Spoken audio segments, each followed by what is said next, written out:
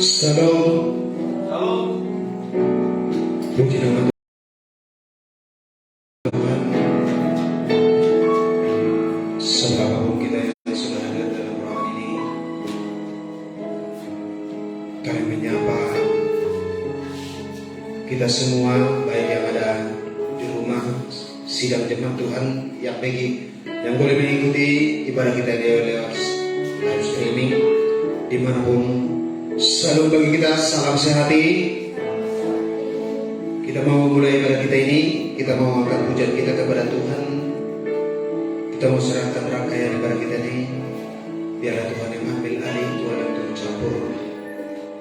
Untuk itu saya mengundang kita sama-sama bangkit berdiri dan ikut pujian dan syukur kita kepada Tuhan.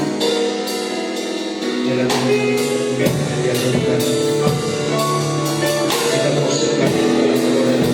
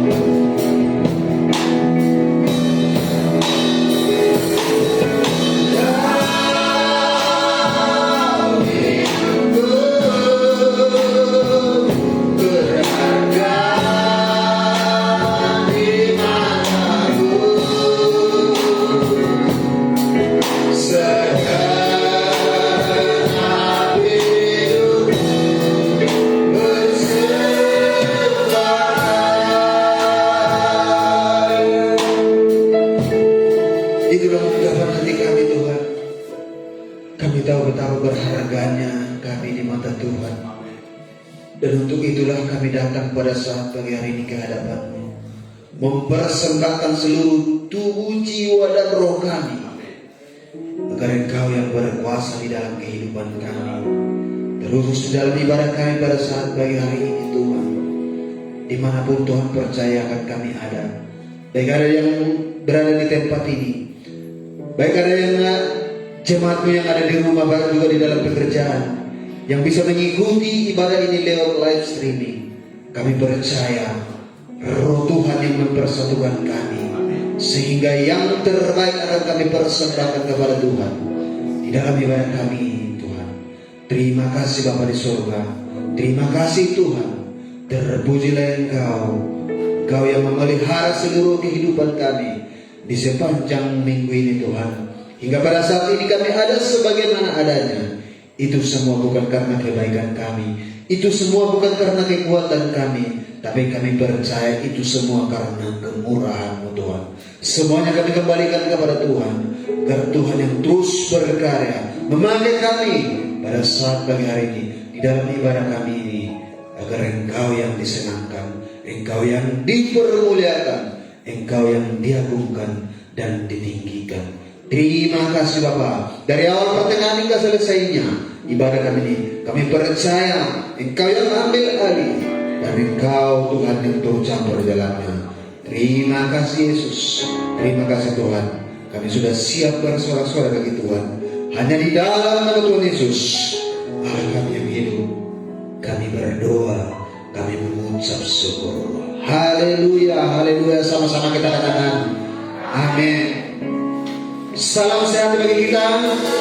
Puji Tuhan, kita mau bersorak-sorai bagi Tuhan, karena lewat kemurahan yang kita ada sebagaimana pada saat ini. Kita katakan, bangkit, serukan nama Yesus.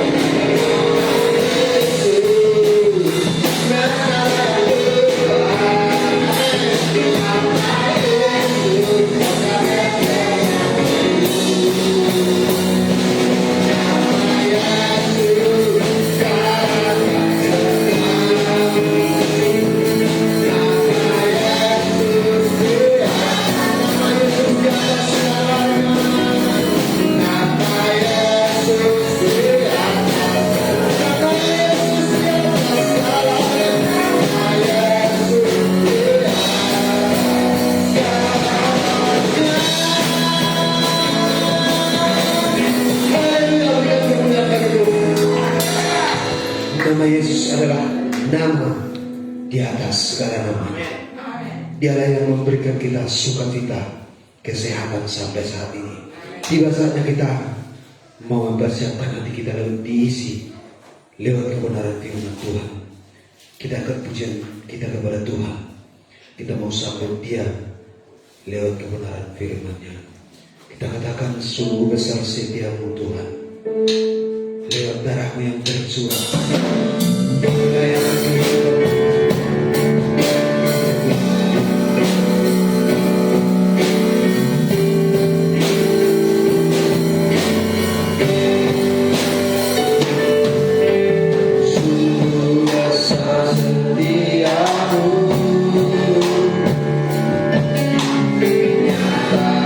Sepanjang hidupku,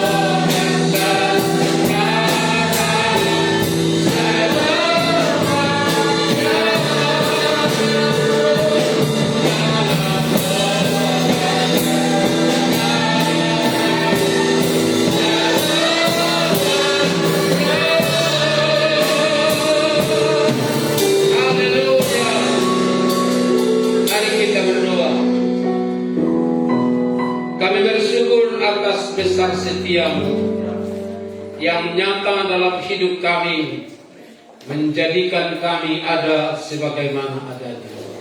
Kesempatan yang Tuhan beri pada kami pada saat ini, Tuhan, boleh bersekutu bersama-sama, baik yang ada di tempat ini secara onsite, baik lewat live streaming. Semua kami diberkati, semua ditolong oleh Tuhan, dan memberi kami kesempatan untuk mendengarkan kebenaran firman-Mu. Untuk kami terus dipersiapkan, untuk kami siap sedia selalu jika Engkau datang kembali. Karena itu Tuhan, mampukan kami terus mendengar, mengerti, memahami dan melakukan firman-Mu, hingga kami menjadi pribadi-pribadi yang berbahagia, yang bersuka cita di dalam Tuhan. Pergunakan bibir mulut hamba-Mu menyampaikan firman-Mu, sehingga Engkau saja yang disenangkan. Dalam nama Tuhan Yesus, kami siap dengarkan firman-Mu. Haleluya. Amin. Silakan duduk. Shalom. Puji Tuhan, Bapak, Ibu, Saudara yang Tuhan kasihi, baik yang hadir bersama di tempat ini, baik yang mengikuti lewat live streaming. Biarlah Tuhan yang memberkati, dan Tuhan juga yang memelihara kita semua, dan kebenaran firman Tuhan yang akan terus memberkati, menolong dan mempersiapkan kita. Minggu yang lalu kita percaya lewat mendengar firman Tuhan bahwa kita bebas dari hukuman. Namun saudara, kita perlu tetap diingatkan dari kebenaran firman, mempersiapkan diri kita. Mari kita buka Alkitab kita dari Matius pasalnya yang ke-24. Di dalam kisah Matius 24, Yesus berbicara, dan dia mengingatkan ada hal yang akan terjadi di dalam Matius 24 ini, sekaligus mengingatkan kita sebagai tebusannya yang sudah menerima Yesus Kristus sebagai Tuhan dan Juru Selamat. Mari kita baca dalam Matius pasal 24 ayat 37 dan sampai 44. Dalam Matius pasal 24 ayat 37 dan 44, kita akan baca secara bergantian. Saya baca ayat ganjil, saudara sekalian ayat genap. Matius pasal 24 ayat 37 sampai 44, nasihat supaya berjaga-jaga. Sebab sebagaimana halnya pada zaman Nuh, demikian pula halnya kelak pada kedatangan Anak Manusia. Sebab sebagaimana mereka pada zaman Nuh makanan dan minum, kawin dan menikah, sampai pada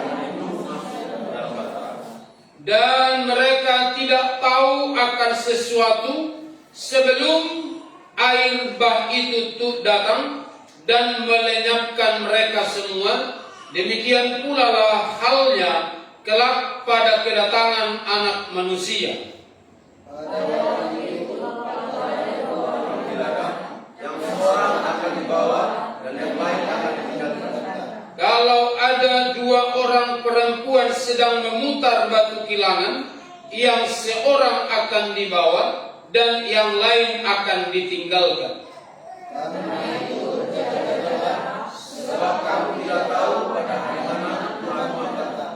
Tetapi ketahuilah ini, jika tuan rumah tahu pada waktu mana pada malam hari pencuri akan datang, sudahlah pasti ia berjaga-jaga dan tidak akan membiarkan rumahnya dibongkar.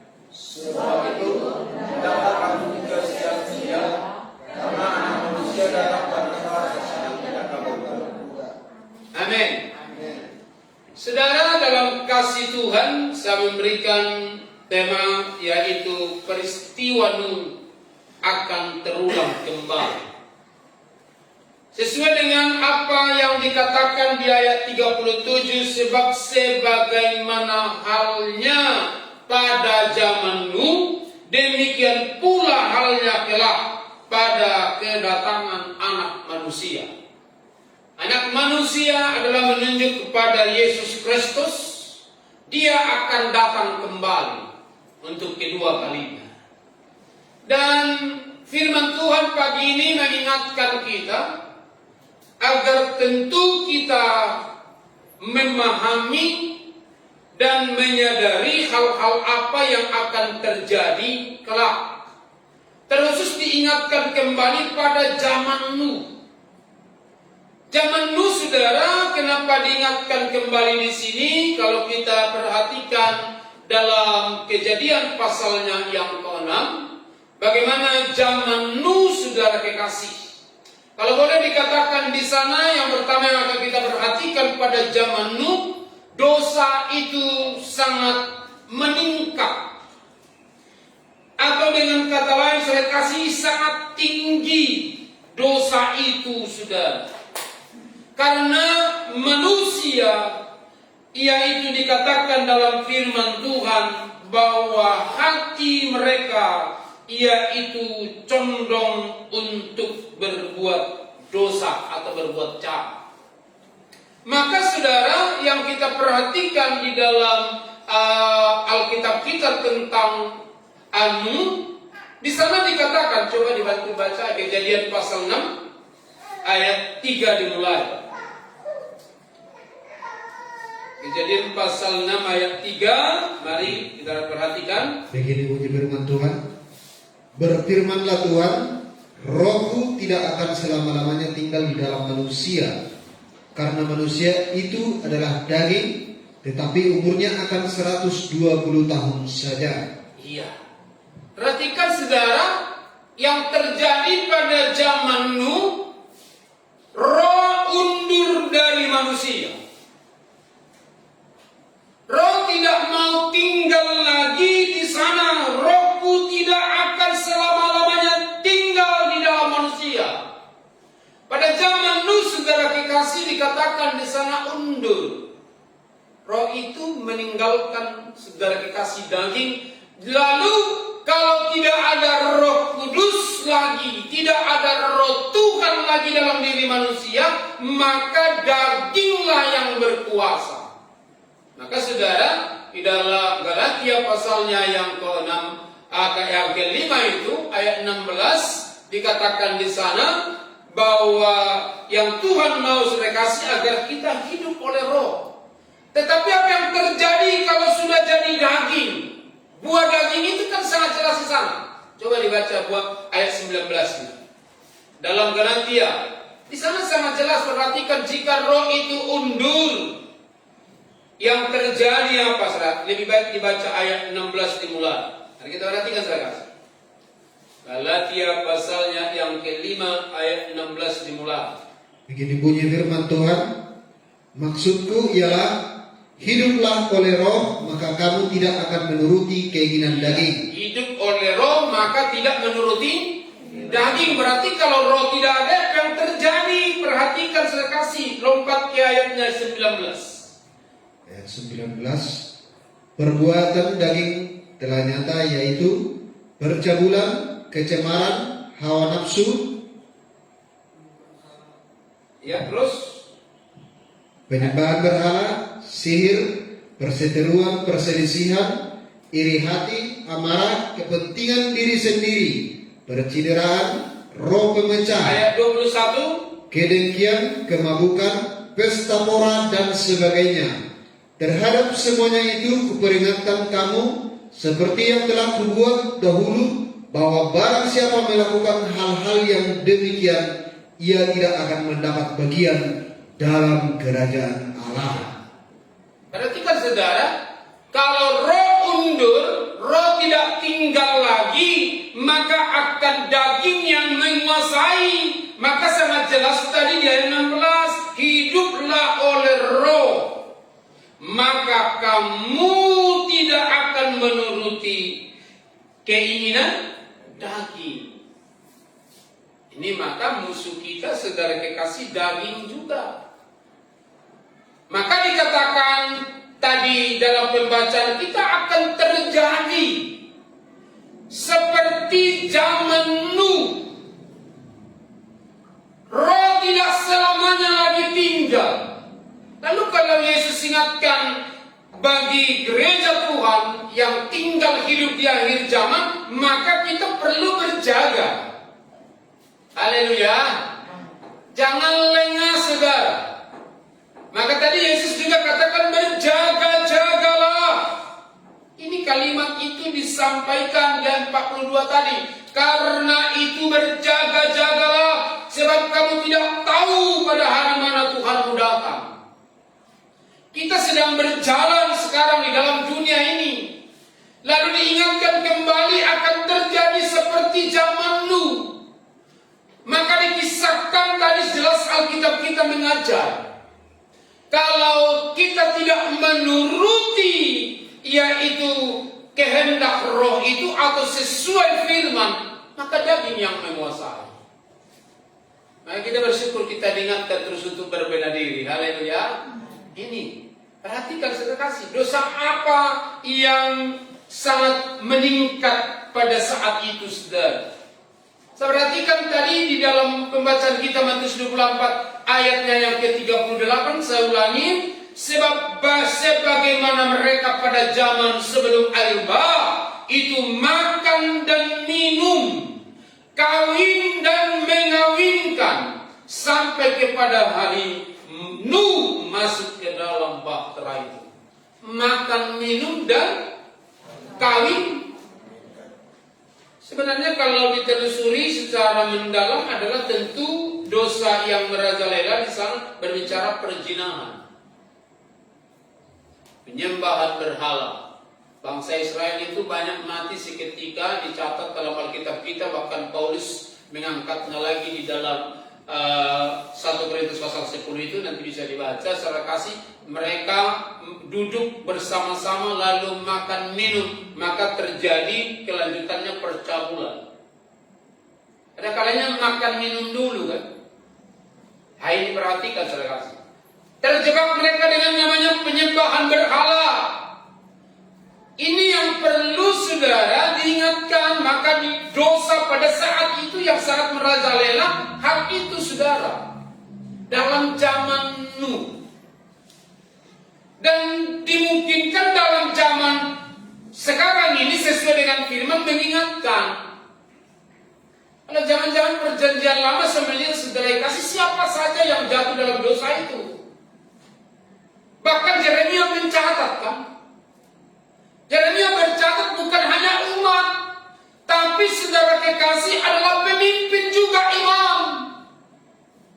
Berarti semua harus berjaga. Haleluya.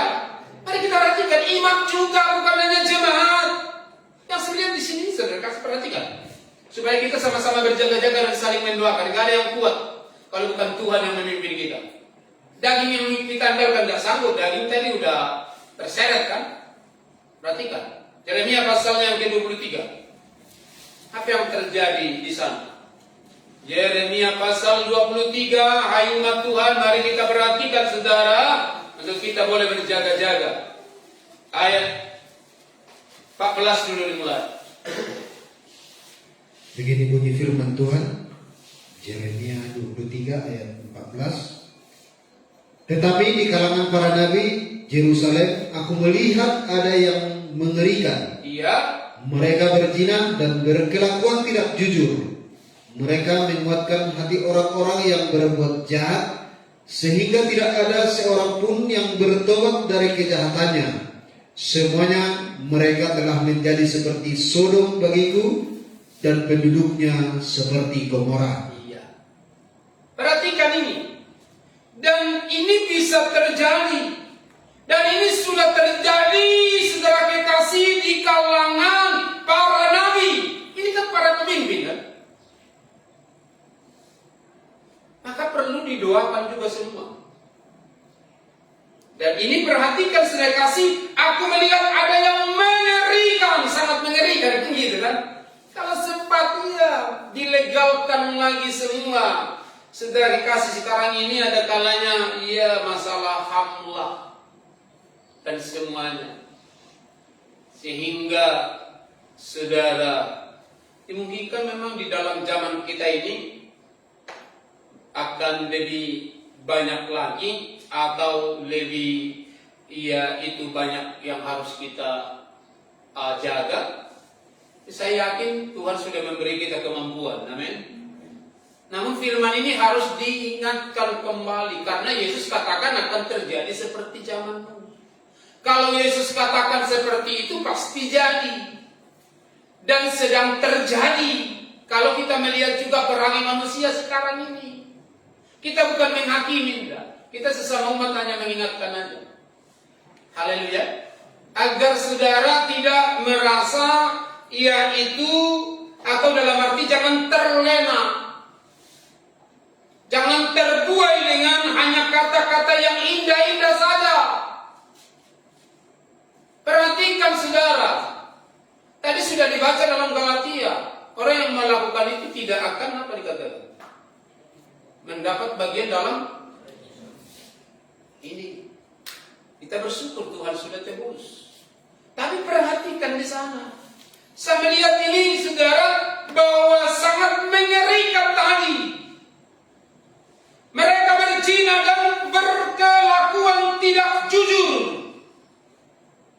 Dua hal ini saudara. Bahkan dikatakan mereka menguatkan hati orang-orang berbuat jahat. Kalau udah para imam, para nabi, saudara kekasih juga melakukan hal-hal ini ngeri, maka kita tetap harus berjaga dan berdoa agar tidak saudara kekasih itu terjebak dengan dosa itu. Coba mundur dulu ke pasal 5 dalam Yeremia. Yeremia pasal 5 ayat 8 dimulai. Mari kita perhatikan saudara. Dan gini bunyi firman Tuhan, mereka adalah kuda-kuda jantan yang gemuk dan gasat, masing-masing meringkik menginginkan istri sesamanya. Ya terus ayat 9. Masakan aku tidak menghukum mereka karena semuanya ini? Demikianlah firman Tuhan. Masakan aku tidak membalas dendamku kepada bangsa yang seperti ini? Ya. Ini perhatikan saudara kasih terjadi di kalangan umat. Tapi ternyata bukan hanya umat saja kan? Tapi sudah ikut tadi para nabi, para imam, para pemimpin rohani saudara. Ini yang kita lihat. Jadi kalau Tuhan katakan akan terjadi pada seperti zaman Nuh, dosa meningkat. Hal ini akan terjadi saudara kasih. Lalu yang perlu kita perhatikan juga pada zaman Nuh, saudara kasih, bukan hanya dosa yang meningkat, tetapi kita perlu perhatikan bahwa Tuhan tetap panjang sabar. Ada panjang sabar Tuhan dalam arti Tuhan masih memberi kesempatan. Tadi kita sudah baca ayatnya yang ketiga tadi pasal 6 itu dikatakan di sana apa? Ia memberi kesempatan juga pada Nuh dan orang-orang sezamannya 120. Coba tampilkan tadi. Kata berapa tadi? 120 tahun udah panjang itu kan. Namun Nuh memberitakan berita pertobatan saudara yang berhasil mendengar. Saudara kasih hanya apa? Hanya 8 mereka kan. Ini saudara kasih. Tapi di sana menunjuk kepada keluarga. Maka sekarang ini kita semua ada tanggung jawab. Kalau zaman Nuh ditunjukkan di sini, diberi memang kesempatan. Jadi orang berbuat dosa tidak langsung dihukum, saudara kekasih, dikasih kesempatan. Karena tidak dikasih kesempatan habis. Begitu berdosa hukum, nggak ada lagi yang tinggal kan? Habis saudara kasih ini. Tapi dikasih panjang lagi 120. Untuk akhir zaman ini 120 tahun udah kayaknya nggak bisa lagi ketemu, udah jarang kan? 100 saja, ya Ada orang tua jemaat meninggal di Pasir Putih yang di kampungnya saya dengar 91. Oh 91 udah panjang kan? Nah ini artinya saudara dikasih kesempatan. Jadi kalau kita ada katakanlah jatuh dalam dosa, Tuhan kita itu masih memberi kesempatan, kemurahan untuk berbenah diri hari-hari ini. Haleluya.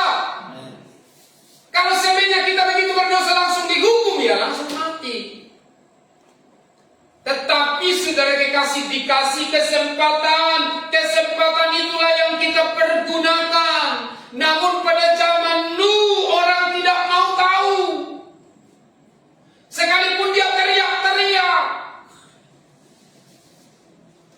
Tapi saat ini saudara kekasih kita tetap teriakkan kebenaran. Agar keluarga kita, nikah kita, agar jemaat Tuhan bisa tertolong dan terselamatkan. Dan orang lain yang mendengarnya.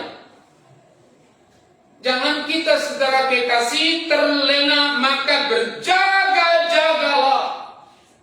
Kesempatan memang dikasih saudara. Tapi perlu diingat, kesabaran Tuhan, sekalipun dia panjang sabar, tapi ada juga batasnya. Tuh ada batasnya. Mari kita lihat, coba dilanjutkan dulu dibaca.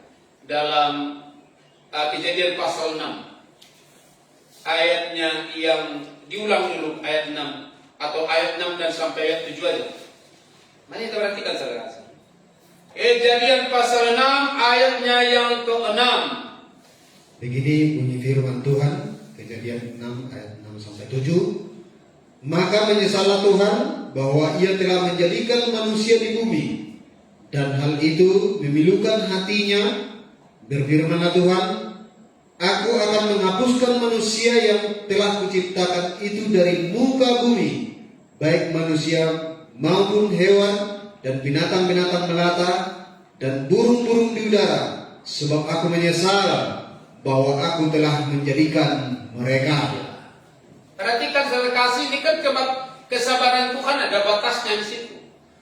Dan saatnya dia kata berfirman tadi, aku akan menghapuskan. Ini dihapus saudara kasih. Ini kan hukuman kan? Akan turun hukuman.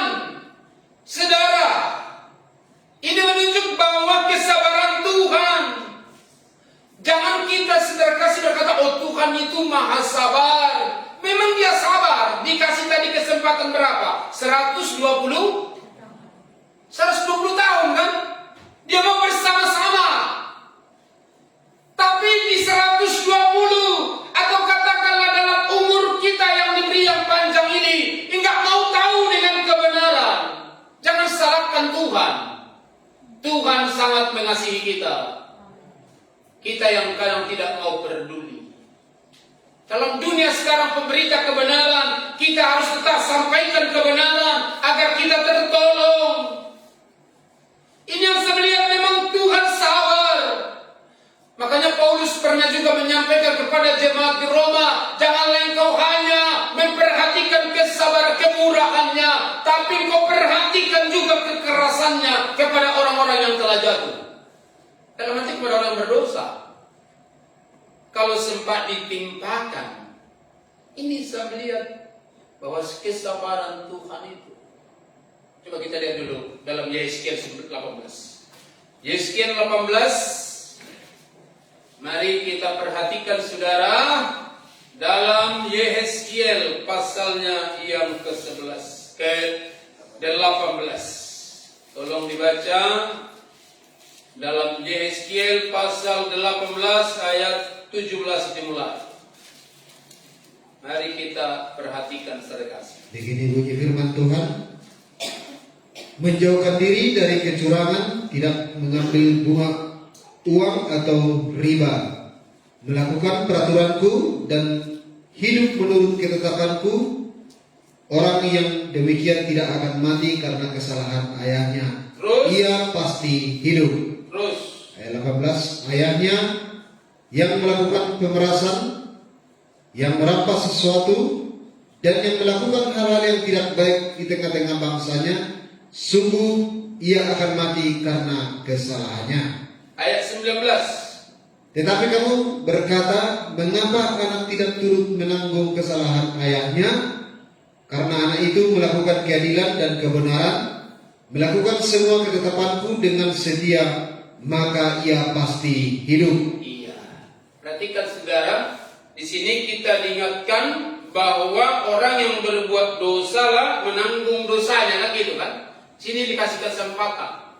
Jadi bahwa sangat jelas ayahnya yang melakukan pemerasan, yang merampas sesuatu dan yang melakukan hal-hal yang tidak baik di tengah-tengah bangsanya, sungguh ia akan mati karena kesalahannya. Tetapi orang yang melakukan kebenaran dan keadilan, karena kalau sistem Taurat sudah dikasih adalah kesalahan ayah, bapak ditimpakan kepada generasi ketiga dan keempat, kan? Ini saudara kekasih Yeskiel mencatat Tuhan berbicara kepadanya tidak seperti itu di sini.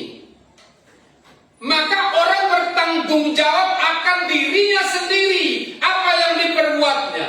Nah, ini di sana saudara.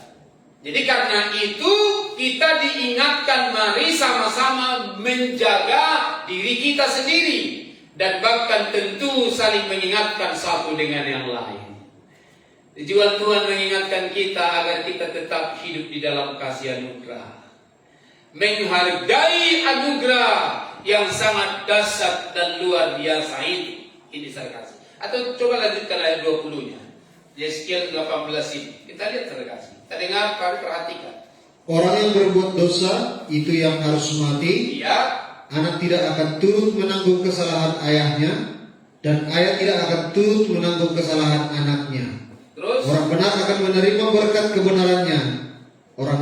Dan kefasikan orang fasik akan tertanggung atasnya. iya.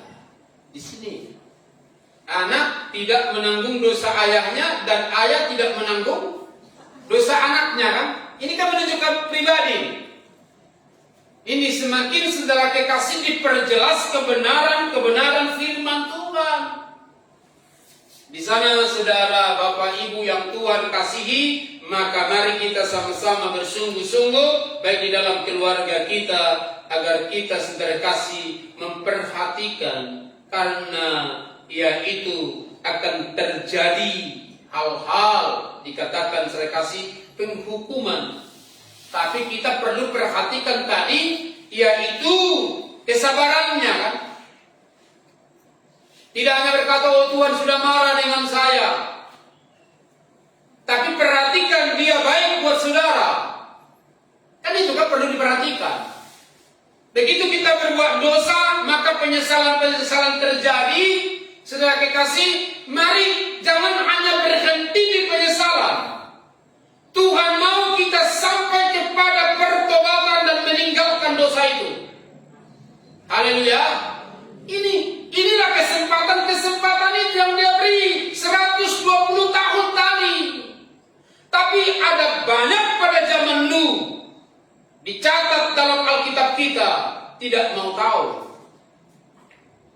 Di akhir zaman ini dimungkinkan seperti itu. Sekalipun banyak yang meneriakkan kebenaran, tapi kita bersyukur kalau saudara dan saya bisa memegang atau memahami kebenaran firman Tuhan ini.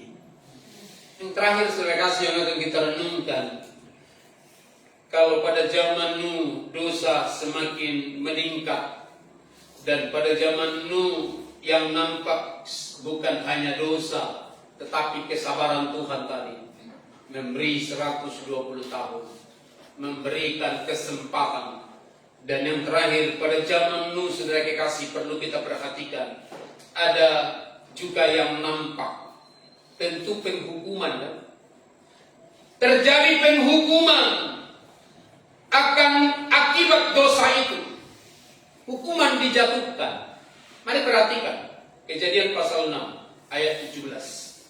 Ayat 17 dimulai. Nah, mari perhatikan saya kasih. Kejadian 6 ayat 17.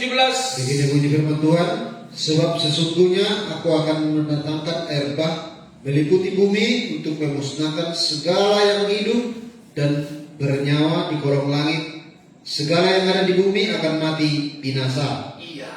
Perhatikan setelah dia menunjukkan kesabarannya, maka pada zaman Nuh nampak juga adalah hukuman Allah dijatuhkan. Dan dikatakan di sini dia akan mendatangkan air bah. Maka Pak baca nanti selanjutnya Kejadian pasal 7 benar-benar hujan yang deras turun.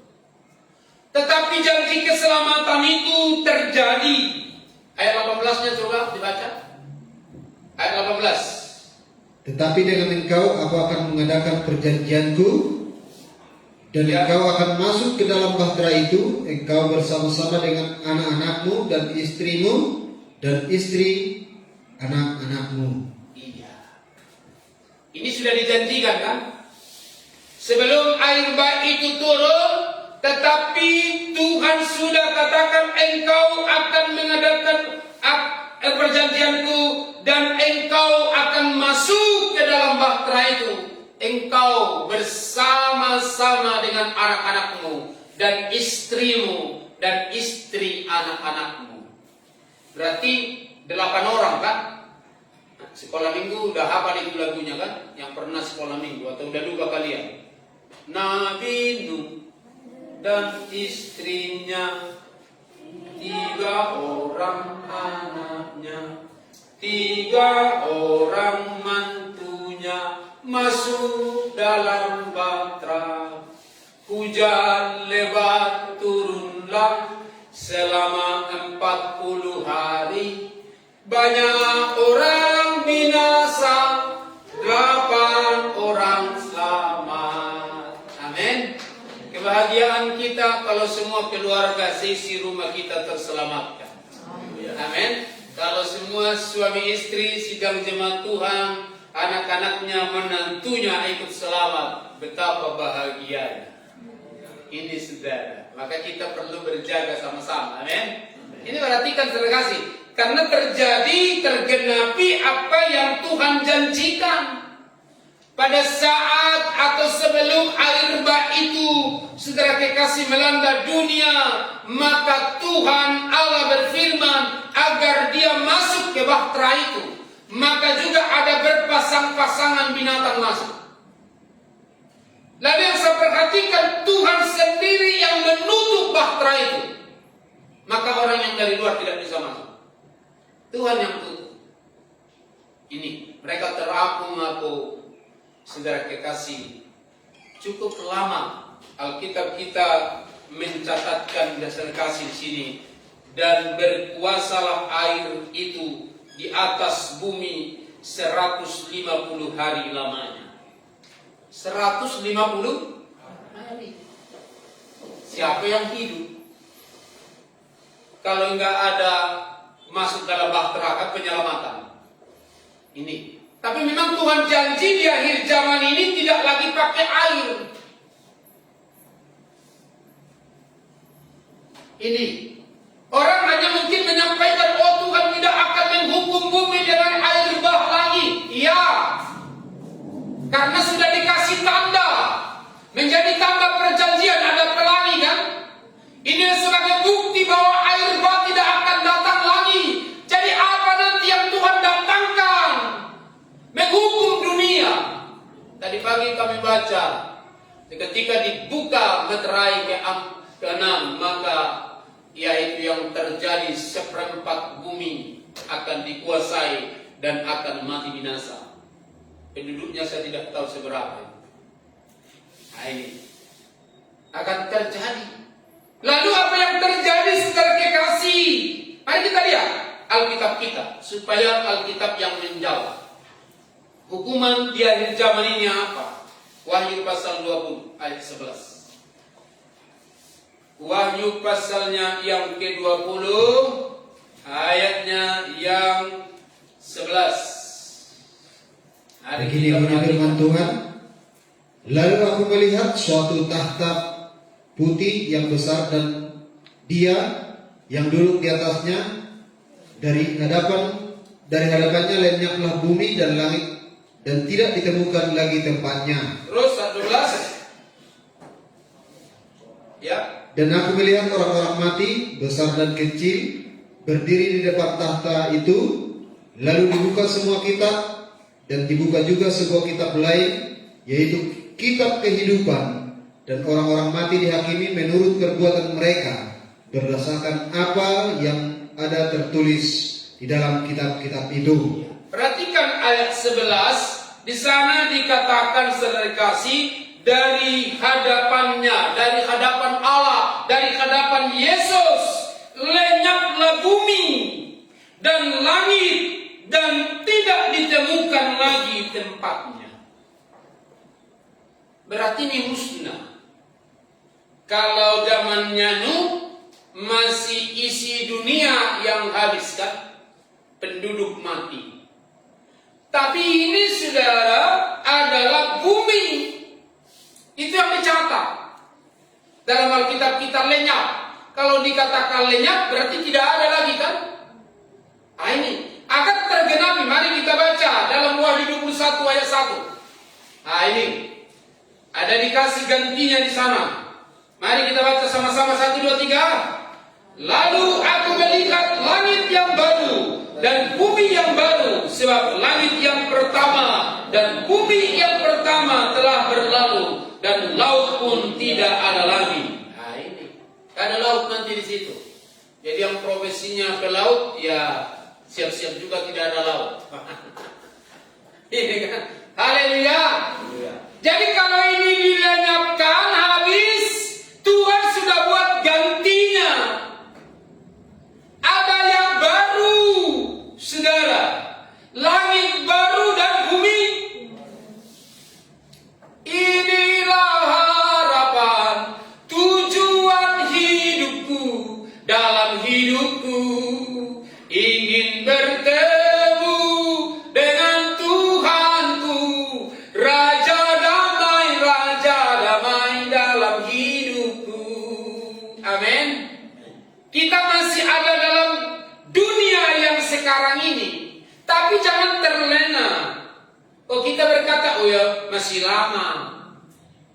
Tapi kita harus siap, karena tadi Alkitab kita pembacaan pertama kita tidak tahu. Kalau orang rumah dikisahkan tadi sana, kalau orang rumah tahu bahwa pencuri akan datang, tentulah orang rumah itu akan berjaga-jaga menyiapkan segalanya kan? Karena pencuri sudah datang. Nah ini, dia akan mempersiapkan sedekasi bagaimana mengusirnya. Lalu dengan kita sudah dikasih tahu dia akan datang. Tuhan akan datang kembali, anak manusia akan datang kembali. Tapi keadaan manusia pada akhir zaman juga tidak mau tahu, karena seperti zaman Nuh. Kalau Judas mencatat akan tampil pengejek-pengejek, bahkan juga Petrus kan, mana janji kedatangannya? Nah gitu kan kepada Petrus. Petrus hanya mencatat, saudara kasih, dalam 2 Petrus pasal 3 itu.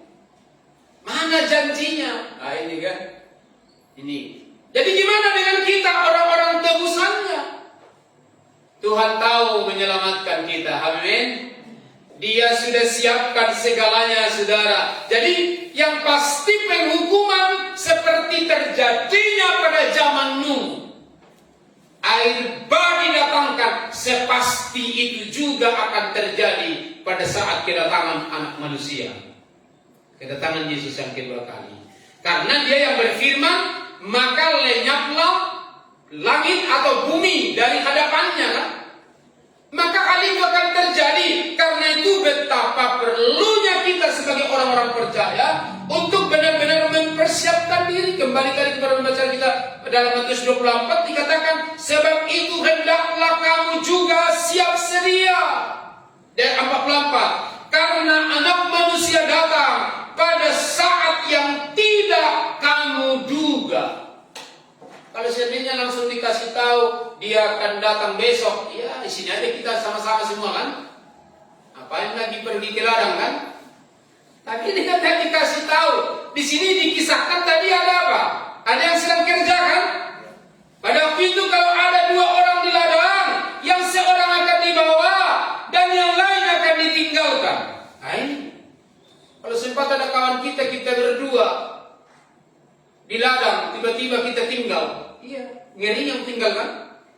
Yang dikatakan bab 1, kalau ada 2 orang perempuan sedang memutar batu kilangan, artinya kan beraktivitas.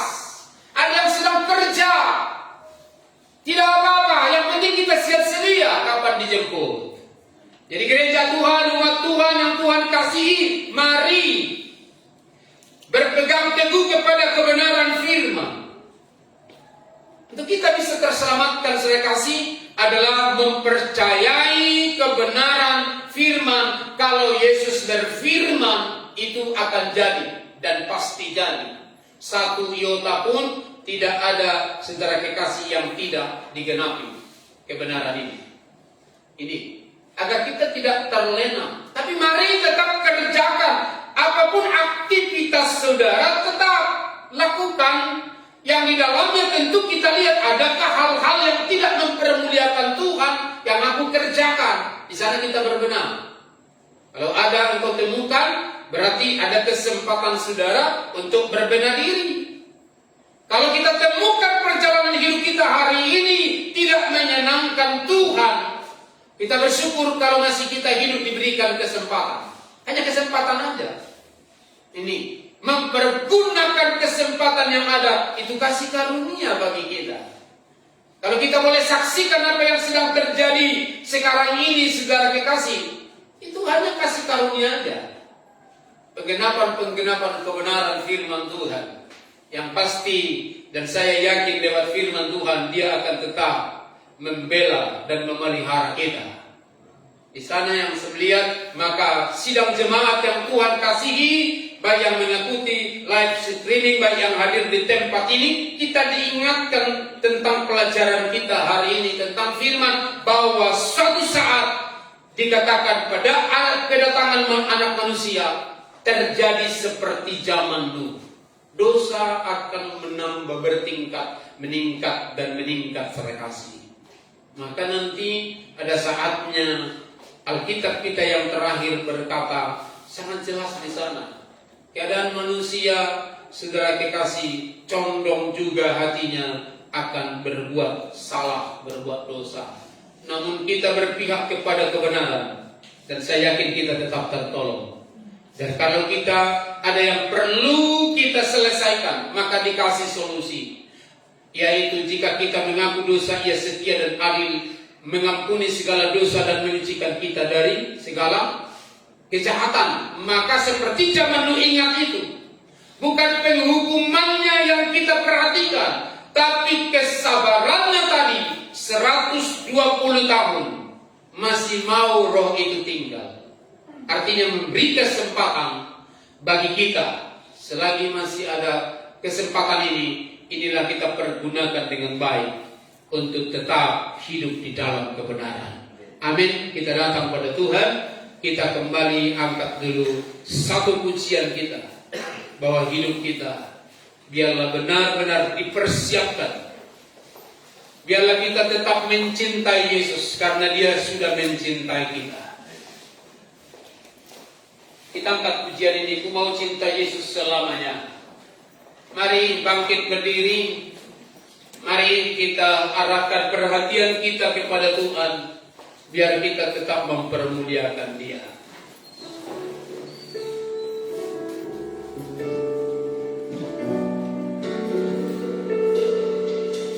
Mau cinta Yesus selamanya.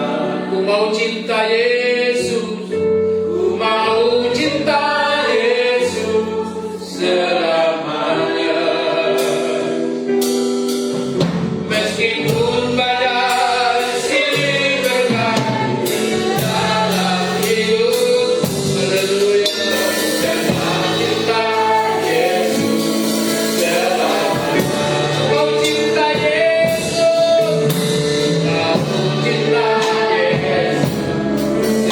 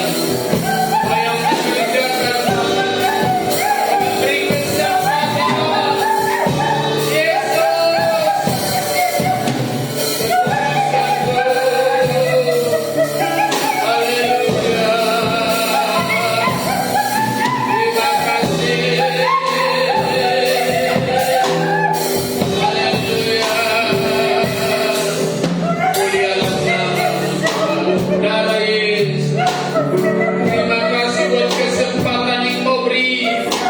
Terima kasih buat anugerah-Mu yang akan terus mengerjakan hidup kami di dalam dunia yang sekarang ini.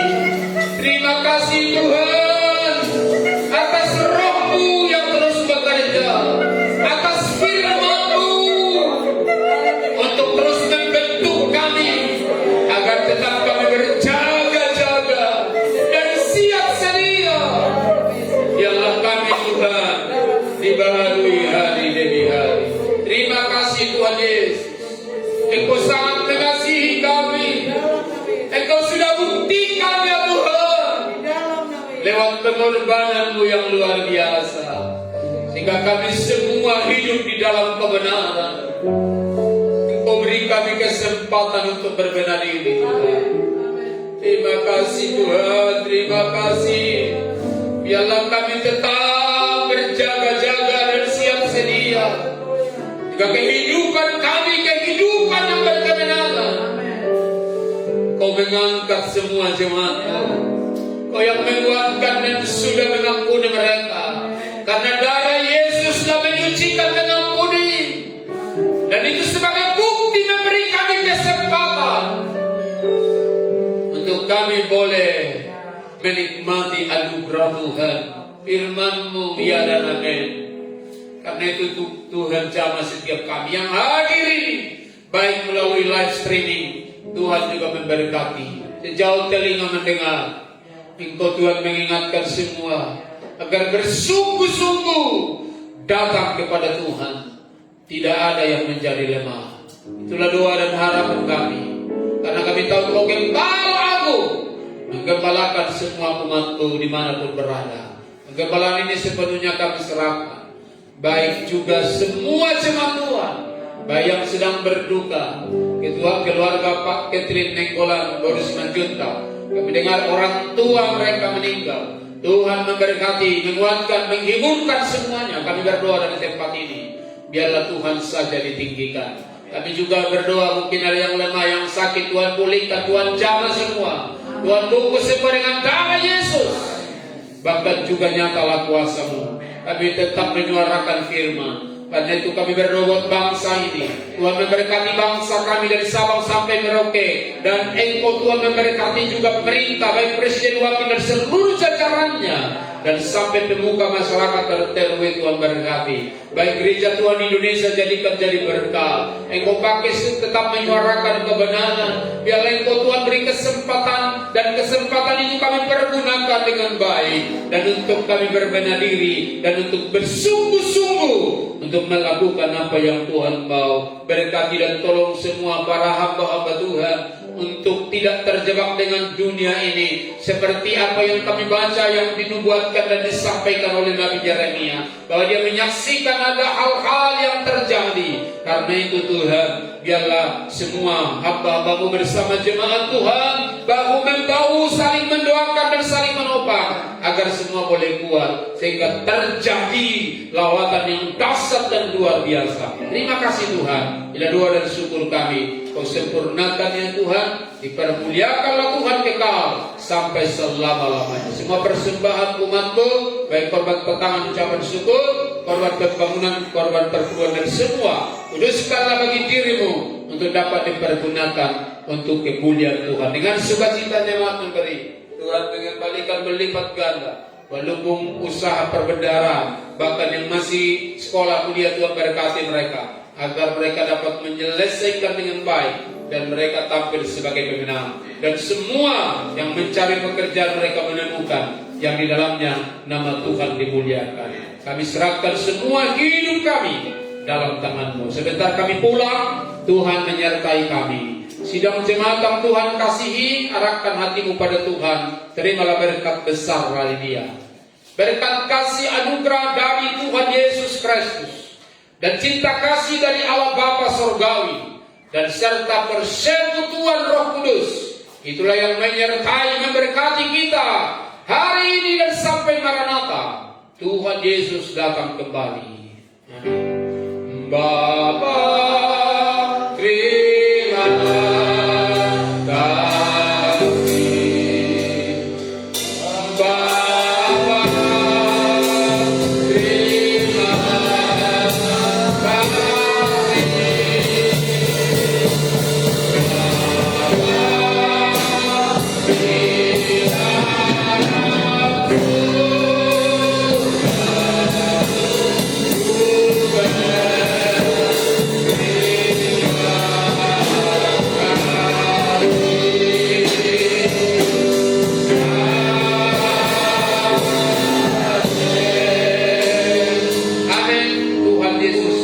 memberkati kita semua.